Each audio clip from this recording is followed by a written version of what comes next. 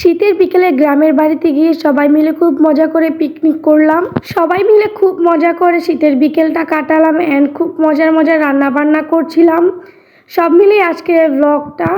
Hello everyone, আসসালামু আলাইকুম, welcome back to my another new blog Anaya lifestyle থেকে আবারও নতুন একটা ব্লগ নিয়ে চলে আসলাম।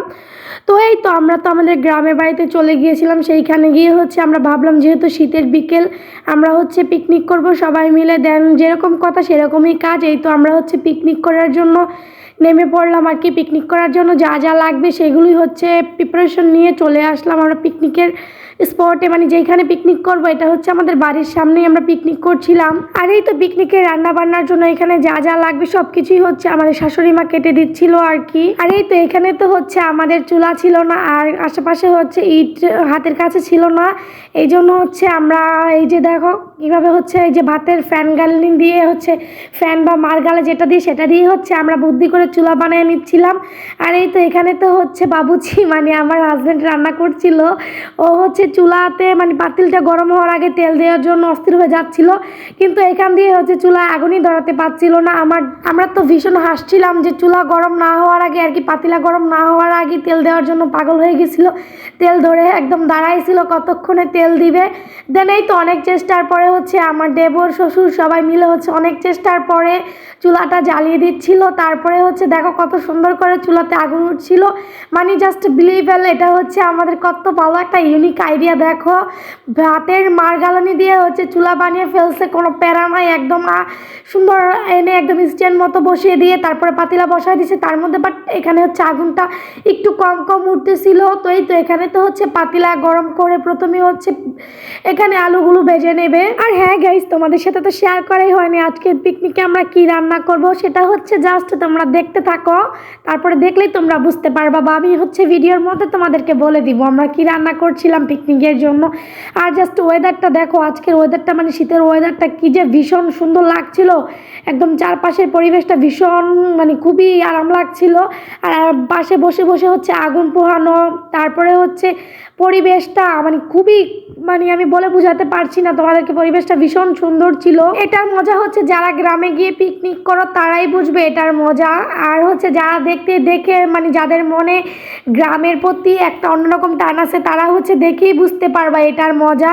সো এই তো এখানে তো আলুগুলো ফার্স্টে ভেজে নিচ্ছিল, তারপরে আলুগুলো সুন্দরভাবে উঠিয়ে নিচ্ছিল।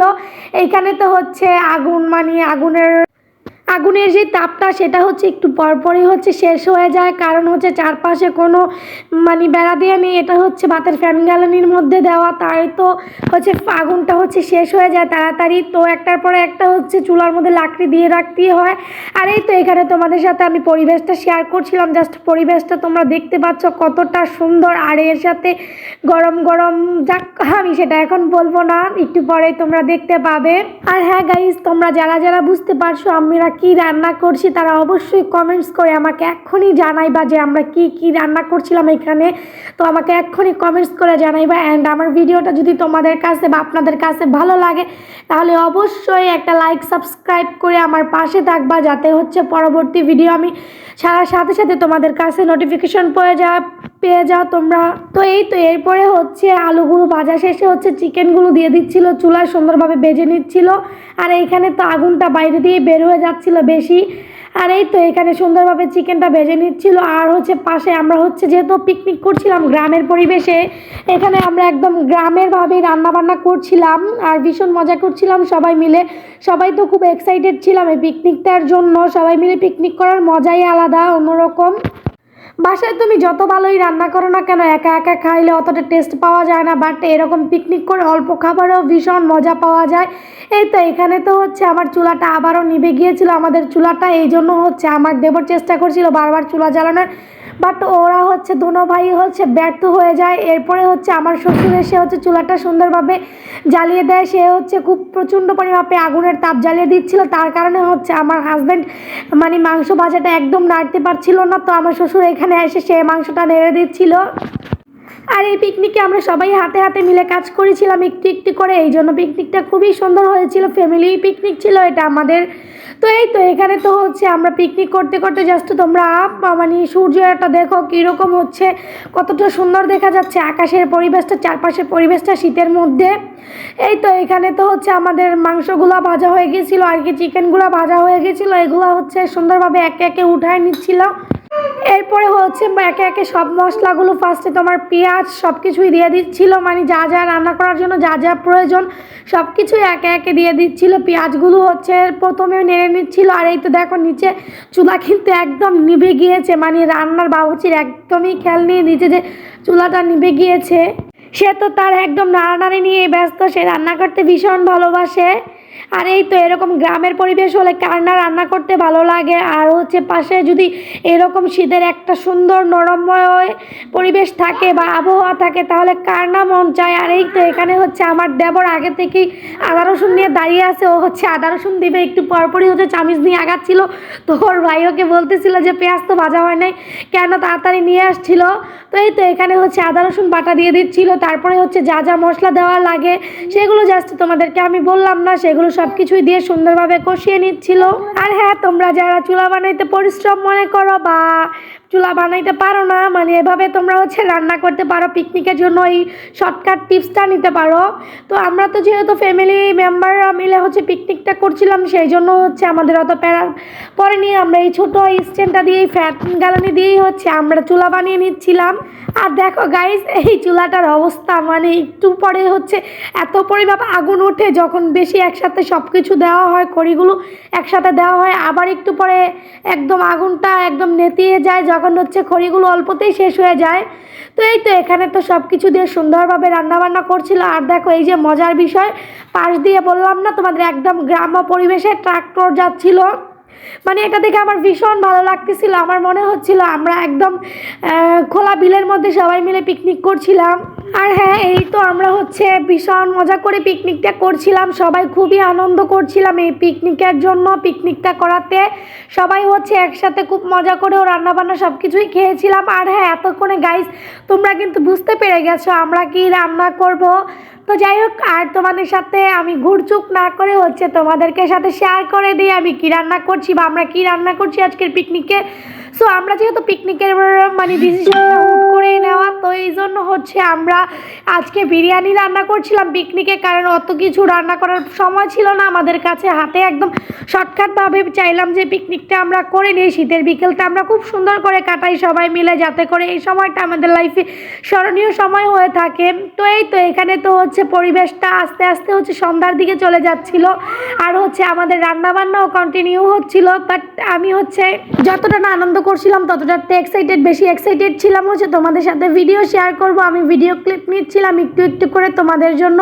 আর এই রান্নাটা করতে আমাদের ভীষণ সময় লেগেছিল, তো অত অল্প সময়ে হচ্ছে ভিডিওতে হয়ে যায় না এই রান্নাটা, সেটা তো তোমরা সবাই ভালো করেই জানো। এই তো এখানেও তো হচ্ছে বিরিয়ানিতে আমরা দুধ দিয়ে দিলাম আর কি, এখানে মাংসের সাথে দুধটা মিক্স করে দিয়ে দিলাম যাতে করে হচ্ছে মাংসটা খুব সুন্দর হয় আর বিরিয়ানিটাও খুব টেস্টি হয়। তো এই তো এখানে হচ্ছে আমার হাজব্যান্ড বিরিয়ানিটা খুব ভালোই রান্না করে মোটামুটি। তো এই তো এখানে এসে সুন্দরভাবে নাড়াচাড়া করছিল, আর সে হচ্ছে এখানে নেড়ে চেড়ে এরপরে হচ্ছে মাংসটা কষাইতে দিবে। আর হচ্ছে আমরা তো এখানে ভীষণ মজা করছিলাম। আর এখানে তো সবচেয়ে বেশি খুশি ছিল আমার মেয়ে। আমি চাইছিলাম তোমাদের সাথে লাইভ ভয়েসটাই শেয়ার করার, বাট কী করার, কিছু কিছু আউটসাইড সাউন্ডের কারণে যেগুলো শুনতে ভালো লাগবে না বা কপিরাইটের কারণে হচ্ছে আমি এই সাইড সাউন্ডগুলো আমার ডিরেক্ট সাউন্ডগুলো কেটে দিয়েছি, কারণ হচ্ছে সাউন্ডটা আমি মিউট করে দিয়েছিলাম, কারণ এত পরিশ্রম করে একটা ভিডিও বানানোর পরে হচ্ছে একটু ছোটোখাটো কাজের ভুলের জন্য হচ্ছে যদি কপিরাইট খায় তাহলে হচ্ছে অবশ্যই মনটা খারাপ হয়ে যায়, সব পরিশ্রমটাই একদম বিফলে চলে যায়, মানে কষ্টটাই একদম বিফলে চলে যায়। এই জন্য ভাবলাম তোমরা আমার ভয়েসটাই শোনো, আমি ডিরেক্ট ভয়েসটা কেটে দেই। কিন্তু জানো গাইস, বিশ্বাস করো আমরা ভীষণ মজা করেছিলাম।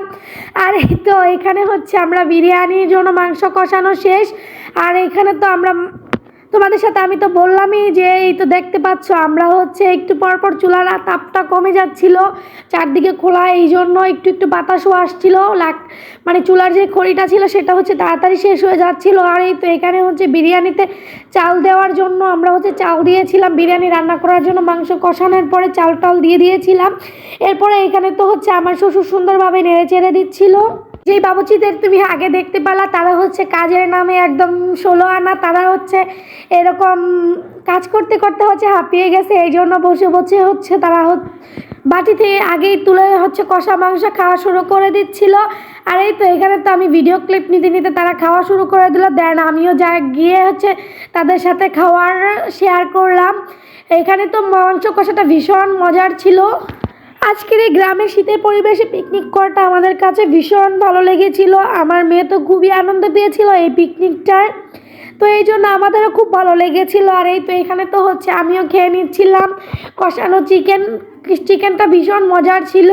দেন এই তো আমাদের রান্না করতে করতে রাত হয়ে গিয়েছে, সূর্য ডুবে গিয়েছে, জাস্ট তোমরা দেখো আমরা হচ্ছে লাইট মেরে তারপরে রান্না করছিলাম। আমাদের বিরিয়ানিটা এখনও রান্না হয়নি, আমাদের বিরিয়ানিটা কিন্তু এখনও চুলায় তাপ দেওয়া। আর আমার মেয়ে তো বিল্লিটা তো হচ্ছে একদম যেতে চাচ্ছিল না, এখানে ভীষণ মজা পাচ্ছিল সে তো হচ্ছে রাতের আধারে এখানে বসে থাকবে। দেন আমি ওকে ঘরে যাওয়ার জন্য বলছিলাম কারণ এখানে ভীষণ মশা ছিল, তো ও তো এখানে যাবে না কারণ ও ভীষণ মজা পেয়েছিল। তো এরপরে হচ্ছে আমরা বিরিয়ানিটা রান্নার পরে খাওয়া দাওয়া করেছিলাম, বাট সেটার ক্লিপ আমার নিতে ভুলে গিয়েছিলাম তোমাদের সাথে। তো আজকের ভিডিওটা এই পর্যন্তই, সবাই ভালো থাকবেন, নতুন ভিডিওর জন্য